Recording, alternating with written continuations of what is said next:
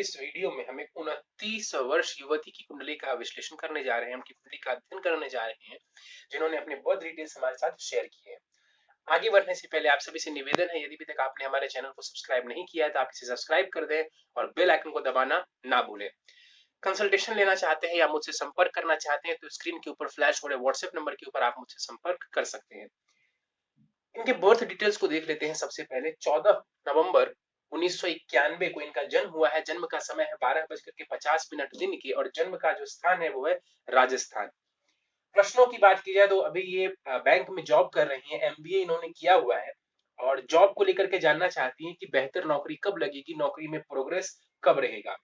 विदेश जाने को लेकर के, वहां सेटल होने को लेकर के इन्होंने पूछा है। वैवाहिक जीवन को लेकर के इन्होंने प्रश्न पूछा है, संतान को लेकर के, स्वास्थ्य को लेकर के, प्रॉपर्टी को लेकर के और व्यापार करने को लेकर के भी इन्होंने प्रश्न पूछे हैं। तो कई सारे इनके प्रश्न हैं जिनका उत्तर हम विस्तार से आखिर में देंगे, लेकिन सबसे पहले इनकी लग्न कुंडली को देख लेते हैं जो कि हमारे सामने है। 10 नंबर से ये कुंडली प्रारंभ होती है, मकर लग्न की कुंडली बन जाती है, चंद्रमा देवता लग्न में ही विराजमान है। यानी इस जातिका की जो कुंडली बनती है वो बन जाती है मकर लग्न एवं मकर राशि की, यानी कि शनि की प्रधानता इनकी कुंडली में देखी जाएगी और इनके स्वभाव में विशेष रूप से। देखिए, मकर लग्न अथवा मकर राशि वालों के स्वभाव की यदि मैं बात करूं तो इनका नेचर बढ़िया होता है, अपने काम से काम रखने वालों में से होते हैं, मेहनती होते हैं। कई बार आलस्य की प्रवृत्ति भी इनके अंदर देखी जाती है और जीवन में कई बार सफलता ना मिले तो हीन भावना से भी ऐसे लोग ग्रस्त हो सकते हैं या ग्रसित हो सकते हैं। अपनी बात बहुत जल्दी सामने वाले को प्रकट नहीं करते हैं, इनके मन में कई सारी बातें चलती रहती है। जीवन में थोड़ा संघर्ष बना रहता है क्योंकि शनि जो है ना वो इनिशियली जो है जीवन में थोड़ा संघर्ष करवाते हैं। इनकी कुंडली को यदि हम देखें तो 23 डिग्री का लग्न है इनका, लग्न के पास ठीक ठाक बलाबल माना जाएगा। लग्नेश जो शनि है वो लग्न में ही विराजमान है, तो शनि मकर लग्न की कुंडली में लग्न में विराजमान हो जाए तो ये बहुत हद तक शश नामक महापुरुष योग बना देते हैं।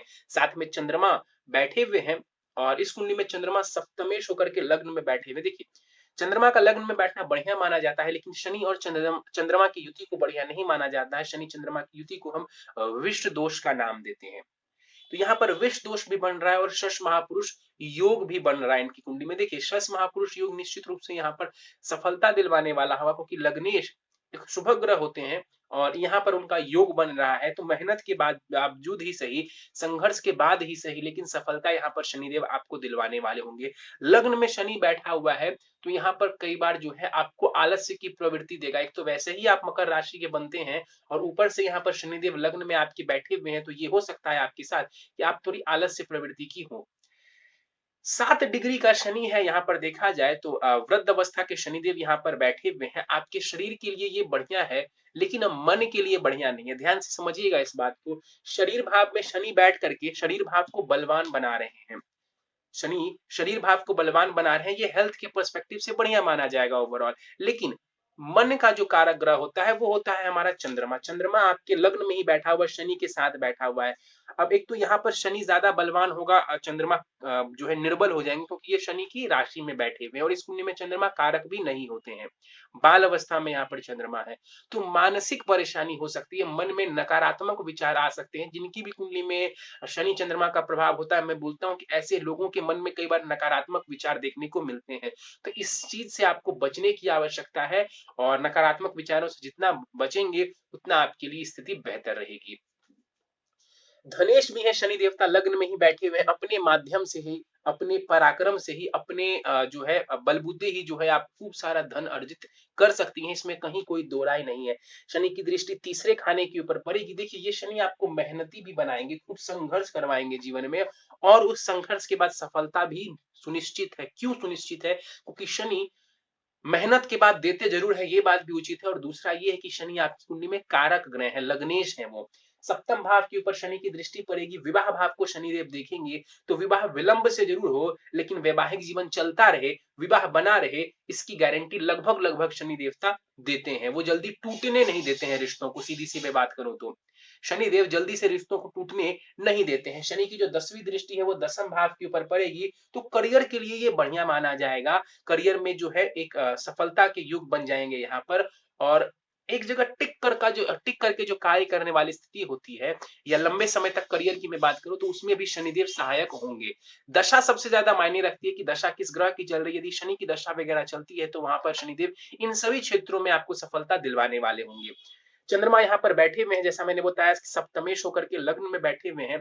सप्तम भाव यानी आपके विवाह का भाव, आपके पति का भाव, और उस भाव की स्वामी ग्रह चंद्रमा विष दोष में है, बाल अवस्था में यहाँ पर बैठे हुए। देखिए, वैवाहिक जीवन में किसी प्रकार का तनाव आ सकता है, आपस में किसी बात को लेकर के मतभेद हो सकता है, मन मुटाव हो सकता है। इसके पीछे का बहुत छोटा सा कारण है, सप्तमेश यहाँ पर जो है ना विष दोष बना रहे हैं, तो इस वजह से थोड़ी परेशानी आ सकती है। हालांकि जब हम नवमांश को देखेंगे तो वहां पर विस्तृत रूप से आपके विवाह के ऊपर हम चर्चा करेंगे। चंद्रमा की दृष्टि जो सप्तम भाव के ऊपर पड़ रही है, ये भी बहुत बढ़िया है। कोई भी ग्रह अपने राशि को देखेगा, अपने भाव को देखेगा, तो निश्चित रूप से उस भाव संबंधित जो खुशियां हैं, उस भाव संबंधित जो पॉजिटिविटी है उसको बनाए रखेगा। तो विवाह टूट जाएगा या विवाह में कोई भयंकर परेशानी आएगी, इसके चांसेस नहीं नजर आते हैं, कम नजर आते हैं।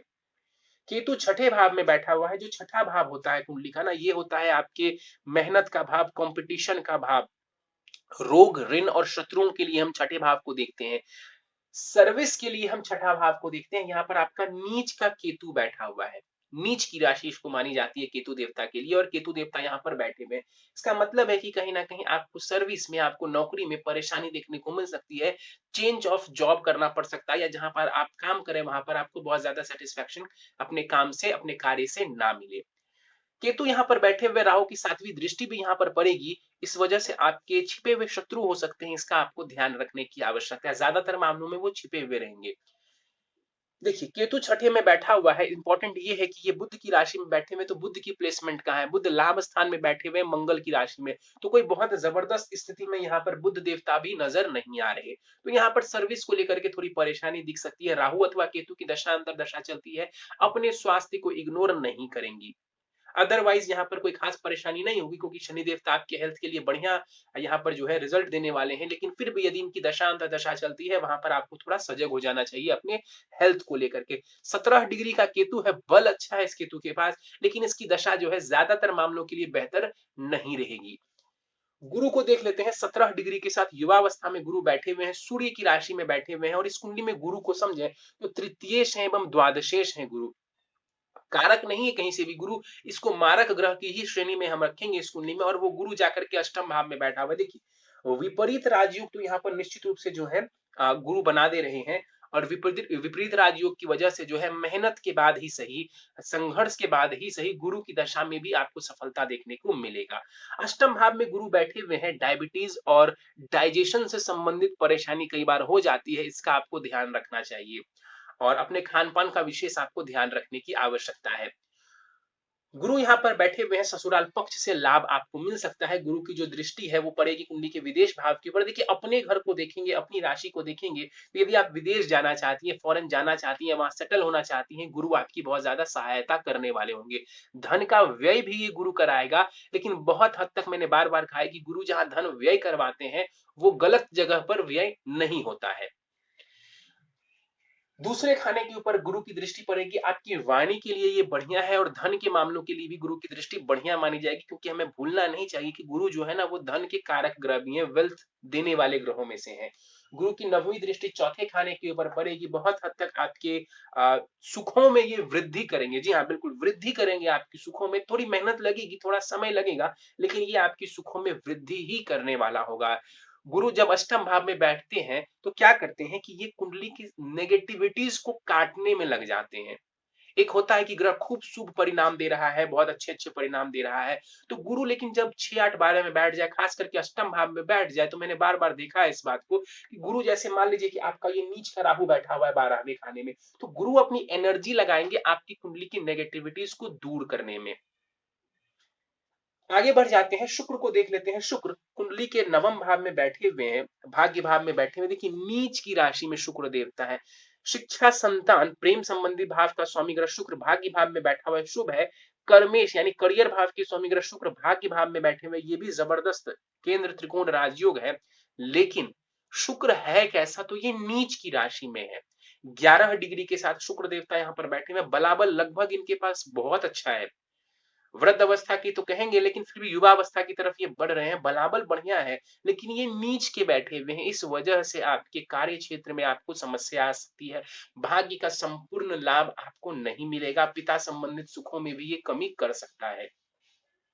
शुक्र तीसरे स्थान को देखिएगा, फिजूल की दौड़ भाग और मेहनत ये देने वाला होगा। कुछ हद तक क्रिएटिविटी तो दे देगा, लेकिन हाँ, मेहनत को ये ज्यादा बढ़ाएगा। भाग्य से जो लाभ मिलना चाहिए वो लाभ आपको नहीं मिल पाएगा।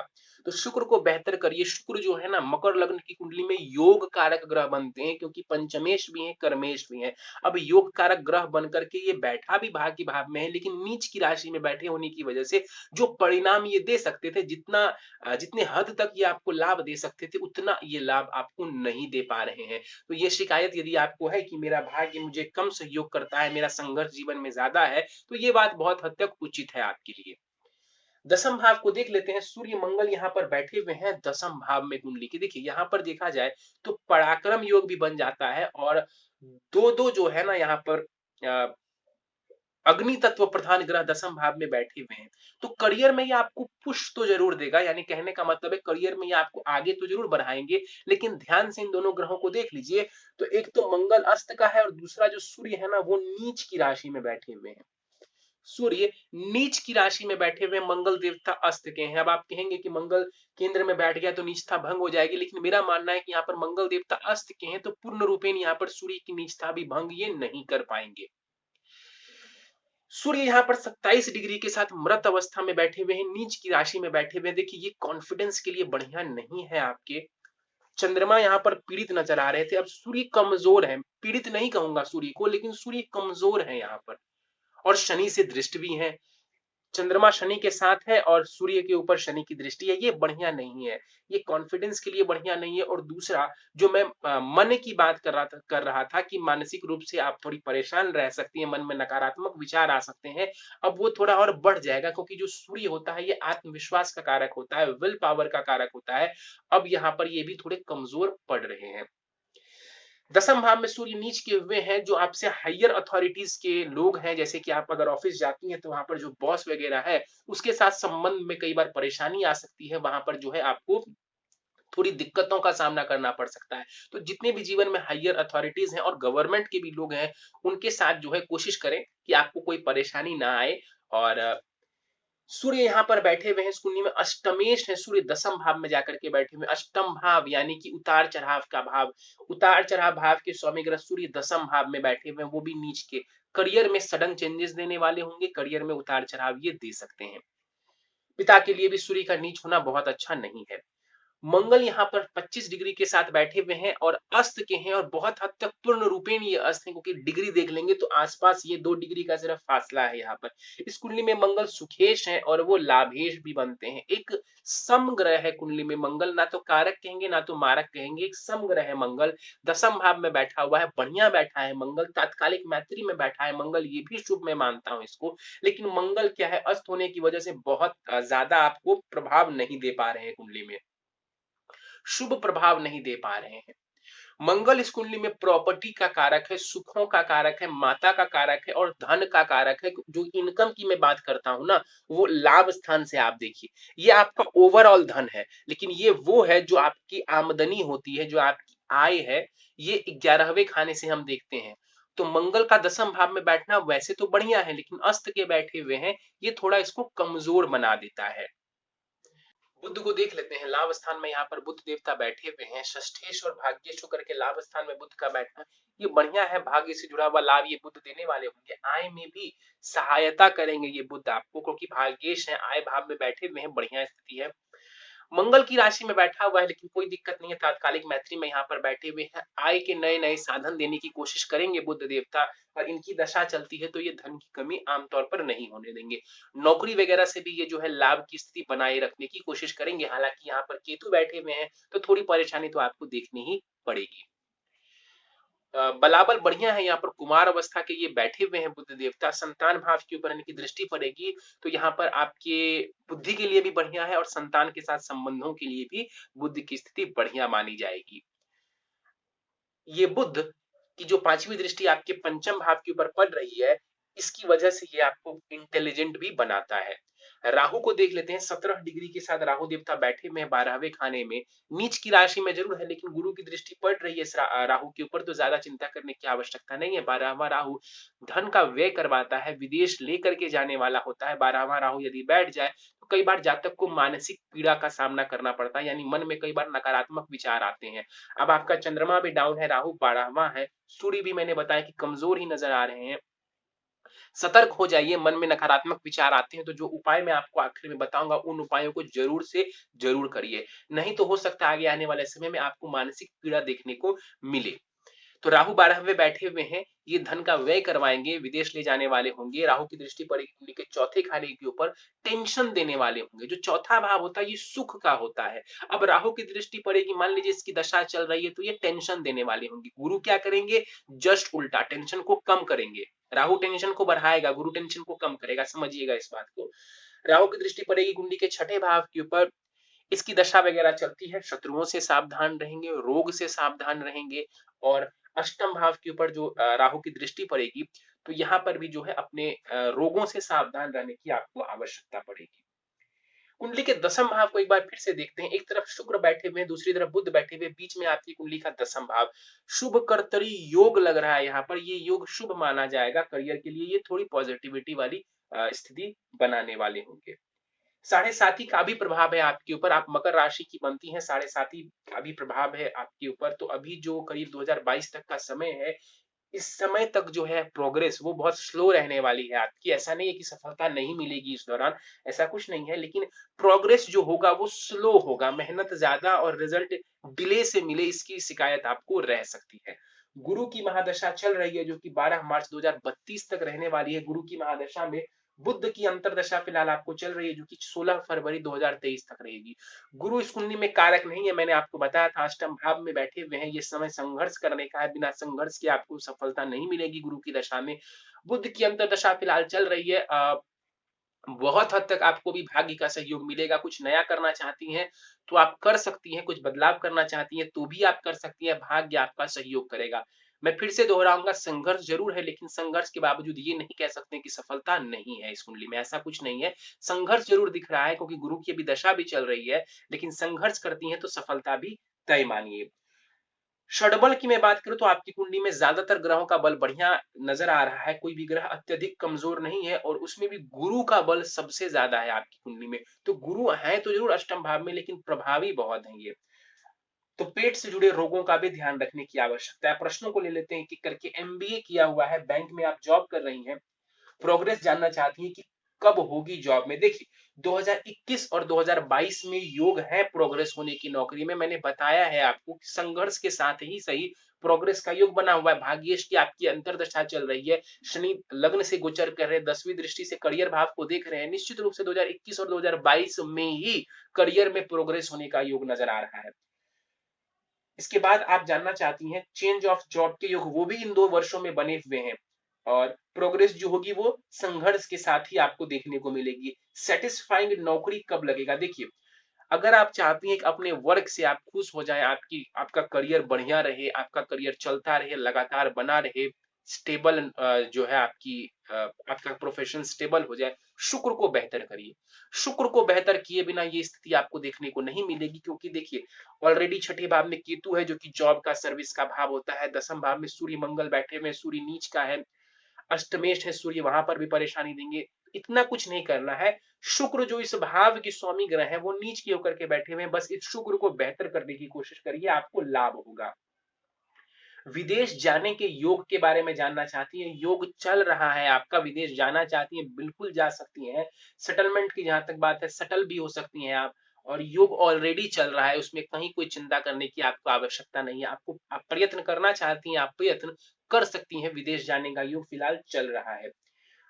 विवाह आपने बोला कि दिसंबर 2020 में हुआ है, वैवाहिक जीवन मेरा कैसा रहेगा। वैवाहिक जीवन ठीक रहेगा, लेकिन ये जो विष दोष बना हुआ है ये अच्छी स्थिति नहीं मानी जाएगी, और इसकी वजह से आपस में थोड़ी कलेश वगैरह की स्थिति देखने को मिल सकती है। विवाह टूट जाएगा इसके चांसेस नहीं नजर आ रहे हैं, लेकिन फिर भी मैं इतना जरूर बोलूंगा कि विष दोष का बनना यहाँ पर बढ़िया नहीं है। संतान योग जानना चाहती हैं, संतान को हम पंचम भाव से देखते हैं। 2021 में संतान प्राप्ति के योग आपकी कुंडली में बन रहे हैं, 2021 में यानी इसी वर्ष। स्वास्थ्य के बारे में जानना चाहती हैं कि स्वास्थ्य कैसा रहेगा, क्या कोई परेशानी नजर आ रही है? फिलहाल तो स्वास्थ्य में कोई खास परेशानी नहीं है, लेकिन पूरे गुरु की जो महादशा है वहां तक आपको पेट से रिलेटेड समस्याओं का ध्यान रखना चाहिए। और इसके अलावा अगर ओवरऑल आपकी कुंडली में मैं बात करूं तो हड्डियों से जुड़ी परेशानी आपको देखने को मिल सकती है, बोन्स से जुड़ी हुई परेशानी। तो अपने खान पान का ध्यान रखिएगा। और मानसिक परेशानी, मैं बार बार इस बात को दोहरा रहा हूं, मानसिक परेशानी के योग नजर आ रहे हैं, जो कि अच्छा नहीं है। उपाय आपको आखिर में दूंगा, वो कर लेंगी, बहुत हद तक आपकी परेशानी कम हो जाएगी। वाहन अथवा प्रॉपर्टी योग जानना चाहती हैं, कब है? अभी समय है, उसमें 2-3 साल तो एटलीस्ट उसमें लगेंगे। आगे जॉब में तरक्की जानना चाहती हैं, है कि नहीं? संघर्ष नजर आ रहा है फिलहाल, क्योंकि देखिए ऑलरेडी मैंने बताया कि दसम भाव आपका कोई शुभ नहीं है। सर्विस का भाव जहां पर है वहां केतु देवता बैठे हुए हैं, शुक्र नीच के हैं जो कि करियर भाव की स्वामी ग्रह हैं। तो ऑलरेडी कुंडली वीक है। दूसरी अष्टमेश माफ करिए, अष्टम भाव में बैठे गुरु की दशा चल रही है, जो कि इस कुंडली में कहीं से भी कारक नहीं होते हैं। तो इसका क्या मतलब है? इसका यही मतलब है कि संघर्ष थोड़ा ज्यादा करना पड़ेगा। क्या पूरी जिंदगी संघर्ष करना पड़ेगा जॉब में? नहीं, ऐसा नहीं है। शनि की महादशा में बहुत हद तक आपकी बहुत बढ़िया नौकरी लग जाएगी, जैसा आप चाह रही होंगी, जितना हद तक संभव होगा शनि देवता आपको दे देंगे। बिजनेस को लेकर के आप जानना चाहती हैं, क्या बिजनेस कर सकती हो? देखिए, आप बिजनेस कर सकती हैं, इसमें कोई दो राय नहीं है कि आप बिजनेस नहीं कर सकती हैं, लेकिन शनि की दशा में रिस्क उठाइए। अभी रिस्क उठाने की सलाह मैं आपको नहीं दूंगा। बुध अथवा शनि से जुड़े बुध अथवा शनि से जुड़े काम को यदि आप करती हैं, उससे जुड़ा बिजनेस करती हैं, तो आपके लिए स्थिति और भी बेहतर रहेगी। उपाय पर जाने से पहले नवमांश एक बार देख लेते हैं। 4 नंबर से आपकी नवमांश कुंडली प्रारंभ होती है, यानी कर्क लग्न की बन जाती है। ज्यादातर ग्रहों की स्थिति ठीक है, लेकिन वहां पर जो सप्तमेश है वो शनि बनते हैं। जैसे यहाँ पर सप्तमेश चंद्रमा है, वहां पर आपका सप्तमेश शनि बनता है, 10 नंबर लिखा हुआ है वहां। वो शनि भाग्य भाव में जाकर के बैठे हुए बढ़िया है, विवाह के बाद भाग्य से जुड़ा लाभ मिलेगा, लेकिन केतु के साथ बैठा हुआ है। तो यहाँ पर शनि चंद्रमा का विष दोष, और वहां पर शनि केतु का शापित दोष, जो कि आपके विवाह भाव से कहीं ना आपके विवाह को कहीं ना कहीं प्रभावित कर रहा है। इस वजह से जो है, मुझे उम्मीद है कुंडली मिलान यदि आपने करवाया होगा, स्थिति बहुत हद तक ठीक रहेगी। अन्यथा जो है कुछ उपाय मैं आपको बता रहा हूं, आखिर में वो उपाय करेंगी तो आपके लिए बढ़िया रहेगा। गुरु राहु के साथ बैठे हुए हैं आपकी नवमांश कुंडली में। गुरु राहु के साथ बैठे हुए हैं। राहु के साथ बैठने की वजह से क्या हो जाता है? चांडाल दोष बन जाता है। तो ये गुरु अपना संपूर्ण आपको लाभ नहीं दे पा रहे हैं। उसका जो कारण है वो यहाँ पर भी नजर आ रहा है। लग्न कुंडली में भी अष्टम में बैठे हुए अकारक ग्रह हैं, और दूसरा नवमांश में ये राहु के साथ जाकर के बैठे हुए हैं। तो संघर्ष जरूर बना हुआ है, संघर्ष जरूर बना हुआ है, लेकिन अगर आप बनी रहती हैं तो शनि की दशा में आपको बहुत लाभ मिलेगा। और ये गुरु की दशा में भी ऐसा नहीं समझिएगा कि गुरु की दशा में कुछ भी नहीं होगा, ऐसा नहीं होता है। अभी जैसे भाग्येश की अंतर्दशा चल रही है, ये समय बढ़िया माना जाएगा, समय कोई खराब नहीं माना जाएगा। तो संघर्ष करते रहिए, सफलता अभी भी है। शनि की दशा में आपको थोड़ी ज्यादा सफलता मिलेगी, क्योंकि अभी साढ़े साथी का भी प्रभाव है, तो ये डिले करेगा आपकी सफलताओं से। आपको वंचित तो नहीं करेगा, लेकिन सफलता मिलने में ये डिले करेगा। सीधे उपाय को देख लेते हैं। पहला उपाय है विष दोष निवारण पूजा। शनि चंद्रमा विष दोष निवारण पूजा किसी ब्राह्मण के द्वारा आप करा सकती है। मान लीजिए किसी कारणवश आप नहीं करवा पा रही हैं, या थोड़े समय बाद आप करवाएंगी, तो हर सोमवार शिवलिंग के ऊपर जल दूध से आपको अभिषेक करना चाहिए आजीवन। मैं तो यहां तक कहूंगा कि विष दोष निवारण के बाद भी आप इस उपाय को आजीवन करते रहिए, ये बहुत जरूरी है आपके लिए। जल प्लस दूध, इससे जो है आपको शिवलिंग के ऊपर अभिषेक करना ही चाहिए हर सोमवार को। इसमें कहीं कोई वो नहीं है कि आज नहीं किया कल नहीं किया, सोमवार के सोमवार आपको जरूर करना चाहिए। नित्य ओम ब्रीम बृहस्पति नमः इस मंत्र का 108 बार जाप करिए। विष्णु सहस्त्र नाम का पाठ नित्य करिए, यदि संभव हो। मान लीजिए संभव नहीं है नित्य करना, तो कम से कम बुधवार एवं गुरुवार, ये 2 दिन हफ्ते में जरूर करिए। गुरुवार को मंदिर में जाकर के केले का दान करिए, जो केला होता है उसका दान करिए, 3 पीस 6 पीस या जितनी आपकी श्रद्धा है, 1 दर्जन आप उसका दान कर सकती हैं। नित्य भगवान सूर्य को अर्घ दीजिए, जल चढ़ाइए, और आदित्य हृदय स्तोत्र का पाठ करिए, बहुत जरूरी है आपके लिए। हनुमान चालीसा पढ़ना चाहिए सुबह शाम। और ओम शुम शुक्राय नमः, ये शुक्र का मंत्र है, इसका आपको 1 माला नित्य जाप करना चाहिए। हर शुक्रवार माँ दुर्गा अथवा माँ लक्ष्मी के मंदिर जाइए और उनको भोग लगाइए, प्रसाद लगाइए, कुछ प्रसाद चढ़ाइए कुछ मीठा। इससे आपका शुक्र जो है बहुत बेहतर होना शुरू हो जाएगा। इत्र वगैरह परफ्यूम वगैरह का प्रयोग करिए, यदि नहीं करती हैं तो आपको उससे भी लाभ देखने को मिल जाएगा। चलिए, तो ये था आपकी कुंडली का विश्लेषण। मुझे उम्मीद है कि आपको हमारा ये कुंडली विश्लेषण का वीडियो पसंद आया होगा। यदि वीडियो पसंद आया, आप इसे लाइक करें, शेयर करें। अभी तक आपने हमारा चैनल सब्सक्राइब नहीं किया, आप इसे सब्सक्राइब कर दें और बेल आइकन को दबाना ना भूलें। साथ ही साथ दोस्तों, यदि आप सभी इसी प्रकार अपनी कुंडली का विश्लेषण करवाना चाहते हैं तो आप स्क्रीन के ऊपर फ्लैश हो रहे व्हाट्सएप नंबर के ऊपर मुझसे संपर्क कर सकते हैं। इस वीडियो में फिलहाल इतना ही। आप सभी का बहुत बहुत धन्यवाद।